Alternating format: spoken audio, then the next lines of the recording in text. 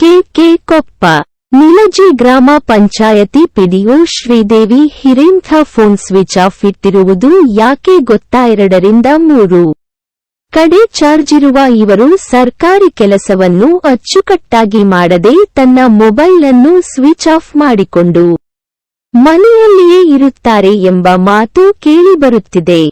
ಪ್ರತಿಯೊಬ್ಬ ಮೇಲಾಧಿಕಾರಿಗಳಿಗೆ, ಗ್ರಾಮ ಪಂಚಾಯತಿ ಸದಸ್ಯರಿಗೆ ತಿಂಗಳಿಗೆ 10 ರಿಂದ 20-30 ಸಾವಿರ ರೂಪಾಯಿ ನೀಡುತ್ತಾರೆ ಅಂತೆ ಇವರು.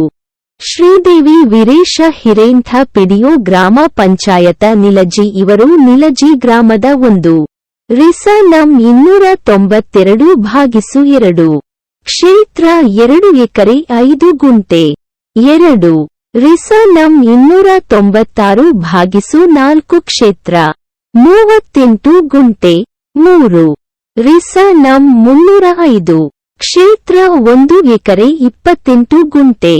ಹೀಗೆ ಒಟ್ಟು 4 ಎಕರೆ 16 ಗುಂಟೆ ಜಮೀನನ್ನು ಕೇವಲ ಮಾನ್ಯ ಜಿಲ್ಲಾಧಿಕಾರಿಗಳಿಂದ ಭೂ ಪರಿವರ್ತನೆಯಾದ ಜಮೀನಿಗೆ ಗ್ರಾಮ ತಾಲ್ಲೂಕು ಪಂಚಾಯಿತಿಗಳಿಂದ ಅನುಮೋದಿತ ಬಡಾವಣೆ ಆದೇಶ, ಗ್ರಾಮ ತಾಲ್ಲೂಕು ಪಂಚಾಯಿತಿಗಳಿಂದ ಅನುಮೋದಿತ ಬಡಾವಣೆ ನಕ್ಷೆ, ಗ್ರಾಮ ತಾಲ್ಲೂಕು ಪಂಚಾಯಿತಿಗಳಿಂದ ಅನುಮೋದಿತ ನಿವೇಶನಗಳ ಬಿಡುಗಡೆ ಆದೇಶ ಅಂತ ನಕಲಿ ದಾಖಲಾತಿಗಳನ್ನು ಸೃಜನೆ ಮಾಡಿ ಈ ಎಲ್ಲಾ ದಾಖಲಾತಿಗಳ ಬದಲಾಗಿ ಕೇವಲ ಜಿಲ್ಲಾಧಿಕಾರಿಗಳಿಂದ ಭೂ ಪರಿವರ್ತನೆ ಆದೇಶವಾಗಿದ್ದು ಸಂಬಂಧಿಸಿದ ಬೆಳಗಾವಿ ನಗರಾಭಿವೃದ್ಧಿ ಪ್ರಾಧಿಕಾರದಿಂದ ಮತ್ತು ನಗರ ಮತ್ತು ಗ್ರಾಮಾಂತರ ಯೋಜನಾ ಪ್ರಾಧಿಕಾರದ ವಿನ್ಯಾಸ ನಕ್ಷೆಗಳನ್ನು ಅನುಮೋದನೆ ಪಡೆಯದೆ ಅಳತೆ ಮತ್ತು ಭೂ ಮಾಪನ ಇಲಾಖೆಯಿಂದ ಕೆಜೆಪಿ ಮಾಡಿಸದೇ ಇದ್ದರೂ ಗ್ರಾಮ ಪಂಚಾಯತಿಯಲ್ಲಿ